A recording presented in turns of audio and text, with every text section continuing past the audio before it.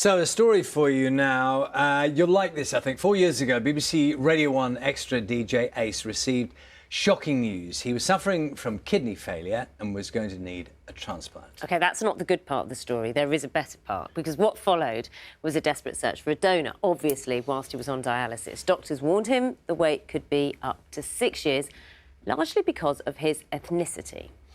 So, the way this ended is very important because it has all sorts of resonances for people. Ace and his match, who was found, who is Naomi, are both here now. Very good morning to you both. It's good to have a good story this morning. Especially right now, it's yeah, great time. Absolutely. We should start. How are you? I'm good, very, very good, yeah. It's been, what, like 10 months almost? So, yeah, I'm good. And how are you, Naomi? I'm great, yeah, fab, yeah, all is well. Who's going to pick up the tale? Ace, do you want to start from that moment you realised that you needed a transplant? Right. And as anyone knows, even those people who are not directly involved, they know, it's very hard to find a match anyway. So just talk to us about that time when you're thinking, this is what I need, I don't know what will happen. Yes, I was diagnosed with renal failure in 2018. And when I was advised to go public by the ACLT, they're a charity that deal in organ donation, I put my story out there, and the doctors were telling me like it was going to be a 3 to 6 year wait for somebody of my age and my ethnicity. How old were you? I was 38 at the time. Yeah. Maybe 37. I don't want to age myself too much. But yeah, I knew it was going to be a long wait. And we started to campaign and put the story out there because there were a lot of people that were just like me that were waiting for organs that didn't have a platform, didn't have a voice, and I didn't want to just do it for me. I wanted to also put their story out there for loads of other people. Okay, so I'm mindful that we're compacting a story, a huge story into quite a short space of time. There comes a time when you are told there is a match has been found. Tell us about that. Yeah, I'm about to go on the air actually. I do a morning show on 1Extra, and it might have been like 9:45 in the morning. And I had a phone call. I went into a quiet studio, and my nurse Tracy told me we actually have a match for you, and it's a perfect match. And I was like, well, who is it? Do we know? And I was like, well, we're going to find out if this young lady wants to know who it is. And it was Naomi. Wow. Yeah, emotional. How would you come to the table? How would you heard about this? Just from sort of scrolling through the internet, really. So you weren't already registered as a donor? So I was registered to be a donor when I died. In the event of your death? Yeah. Right. And that's something that I was always up for. I didn't realise you could become a living donor. And once I realised, that's kind of how things spiralled to here, really. So you'd heard Ace on his show? I hadn't heard... On social media? Yeah. So it wasn't his story that I heard. It was like a little girl who was waiting. Her family were trying to appeal to someone and explain the situation, but at that point I didn't realise living donor was a possibility. So for me it was more, this poor family waiting for another family to die and that kind of situation, and I kind of got lost in the rabbit hole of the internet, and I was like, oh, okay, I can be a living donor now, so if I can, why not? What did it involve? Quite a lot of tests, quite detailed, thorough tests. Had a psychology assessment first, a couple of them, and then a full MOT.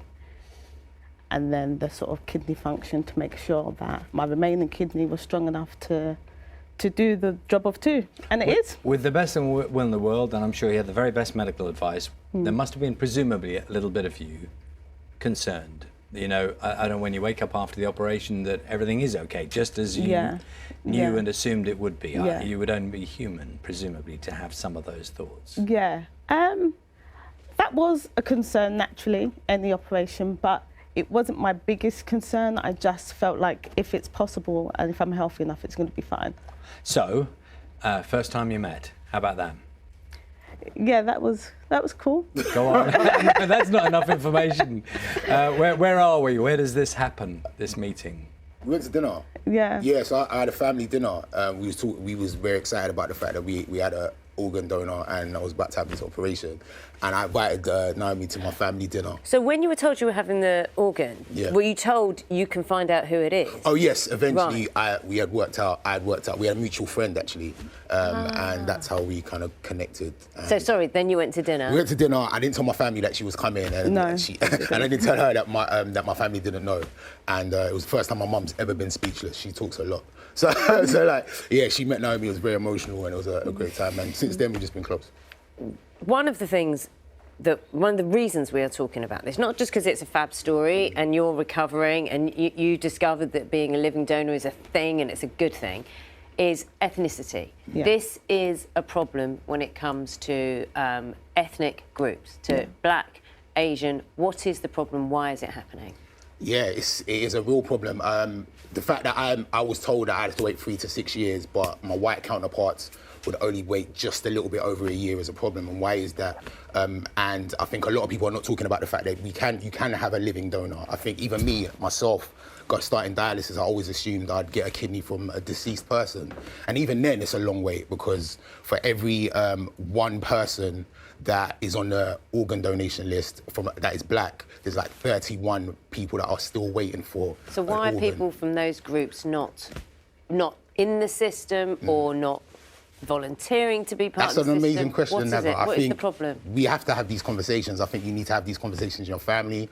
Why are Black people not being on not joining these organ donation Is it lists? seen as a white thing? I just in think the like community, I'm or- not sure. I think there's various different reasons. Is it cultural? Is it religious? Is it just a lack of trust? I just feel like right now is a time for us to all be having these conversations. Yeah. Naomi, can I just ask, you're pretty cool here on the sofa this morning, and there must be masses of emotion in this relationship. This man, I'm going to say the very obvious thing, this man is alive because of you. He's literally sitting here talking to us because of a decision you took that I think lots of our viewers will be thinking, do you know, I don't know if I could. Yeah. It's an extraordinary thing you did. Yeah. I try not to focus on that because then I wouldn't be able to have a normal conversation with him. Okay. So I know what I've done and I understand the benefits of it. That's why I've done it. And I'm just grateful that it's we're both really healthy and well. How long have you known each other now? Since maybe... Since like August. Maybe it's like almost coming to a year. August. Coming to you. And you know each other pretty well, yeah? And you have a laugh. Yeah. You disagree about things. Kind of, on occasion. When he disagrees with you, do you just go, enough, you have my liver? I need it back. Yeah. Yeah. She tried to claim it back Yeah. a few times. Has she? Yeah. Yeah. I need it back. He's gone too far. I need it back.